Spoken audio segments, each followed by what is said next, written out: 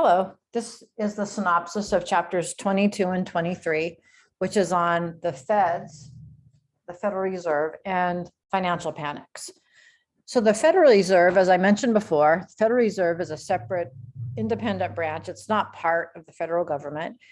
And we used to have these financial panics. There were several in the 1800s and around the turn of the century. So there would be these panics and these we would have a run on banks where people would try to take all their money out at once.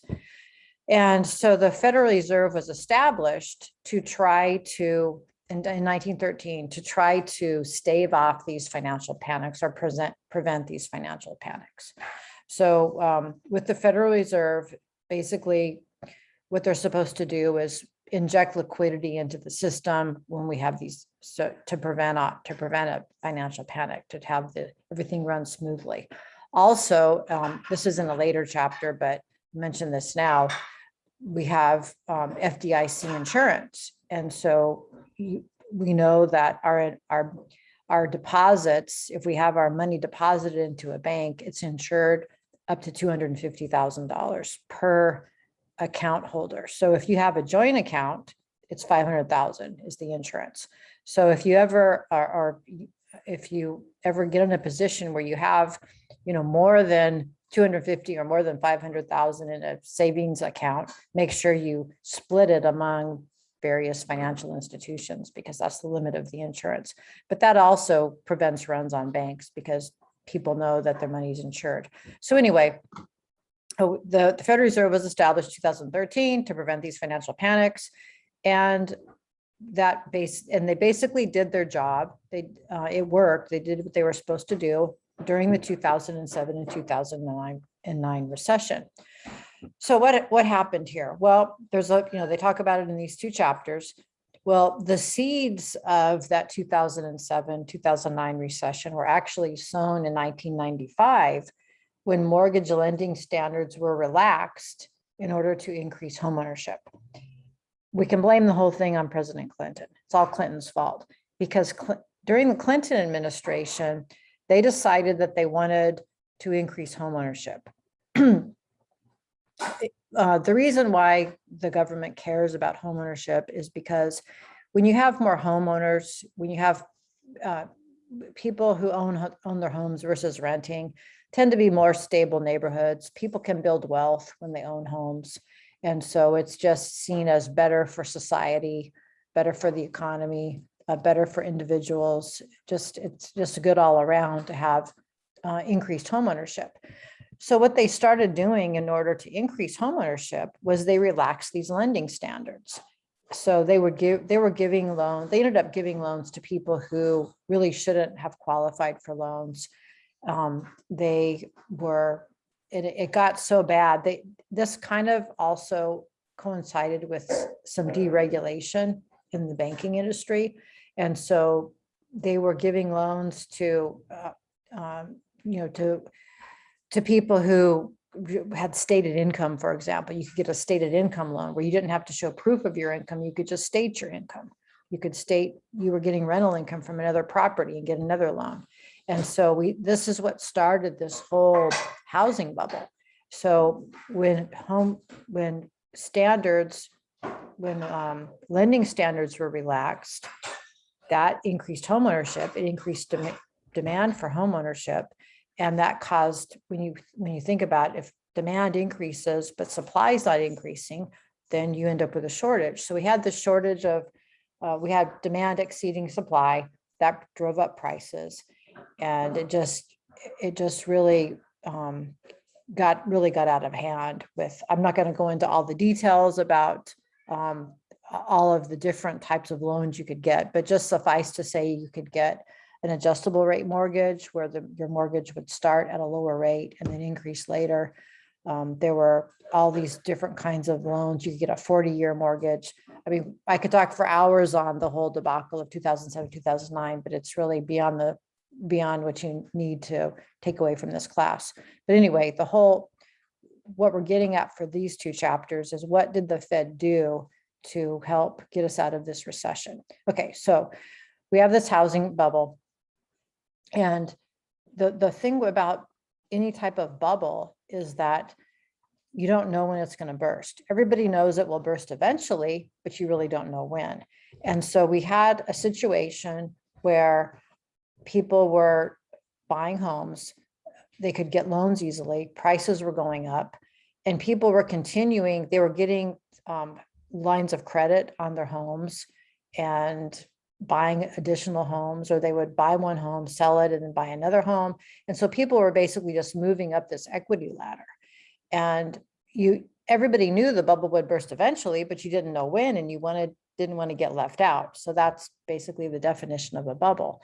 Well, we knew that as soon as interest rates increased, that would burst the bubble, because when interest rates increased, then these adjustable rate mortgages would start to increase, people's payments would increase, and then people would not be able to make the payments, and we would start to see some people foreclosing on their mortgages.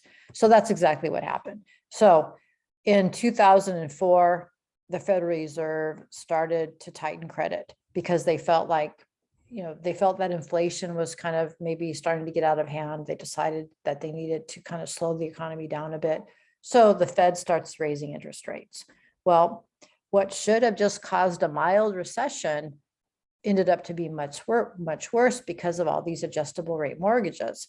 Now, all of a sudden, people were having to pay much more for their mortgage. They couldn't afford it. People started foreclosing.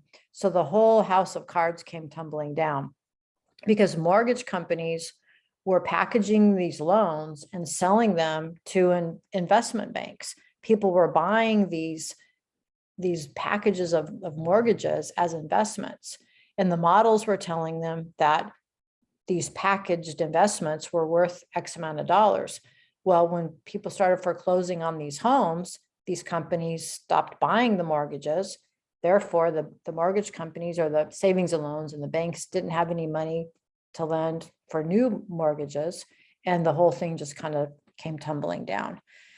Then, so what we had was all of the AIG and these financial institutions with all these worthless securities. That's when the government came in and bailed everybody out. All right, so what should have been, let me back up here. What should have been a mild recession was made worse due to these adjustable rate mortgages. People started foreclosing on their homes. Housing prices started to fall. So the Fed steps in to bail out these banks because they're holding all this worthless mortgage, this worthless paper. That's basically where we come in. When I say the Fed, I mean us, because taxpayers bailed out all these banks. So normally what the Fed does, let's come back up to here, what the Federal Reserve is supposed to do. Normally they just lend to commercial banks and the federal government. This time, however, they started lending to non-bank corporations.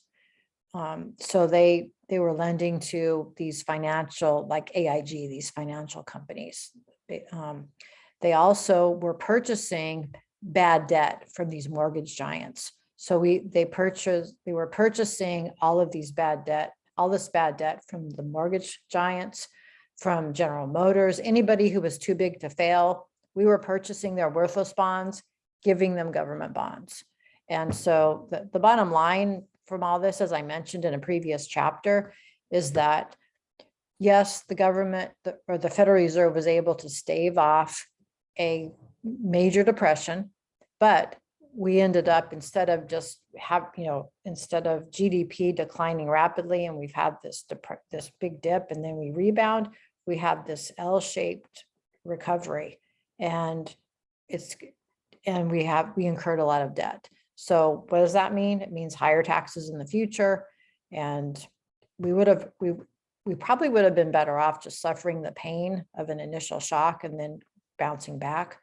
But because they didn't want that to happen, they thought it would cause a worldwide depression.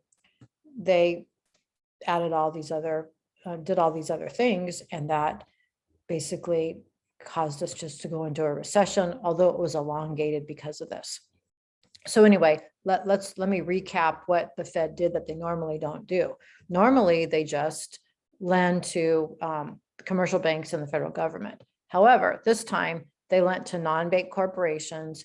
They also bought crappy bonds from anybody who was too big to fail, including these financial institutions who had all of these mortgage-backed securities. The other thing that they did, as I mentioned in a prior chapter, was the Fed started paying interest on excess Federal reserves. That prevented inflation because they were worried with all of this, with all of the QE1, the QE2, the quantitative easing, that it would cause inflation. So they started paying on these reserves to prevent banks from lending this money out. And so that did prevent inflation, but it impeded the recovery. So what's the lesson learned?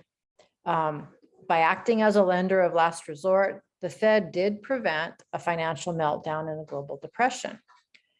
Instead, though, we had this elongated recession. And also, the lesson learned is you cannot artificially pump up homeownership. Homeownership went from like 63 or 64% up to like 67%. It didn't increase by that much, but you can't artificially pump up homeownership by giving people some subprime loans or just by relaxing the lending standards. Doesn't work. So you've got to let the markets, the markets take their natural course without interference. All right, so that's a synopsis of chapters 22 and 23. They go into a lot more detail than I have. So they're short chapters. I suggest read the chapter and then go back through these notes and my synopsis for just the main takeaways. All right, take care.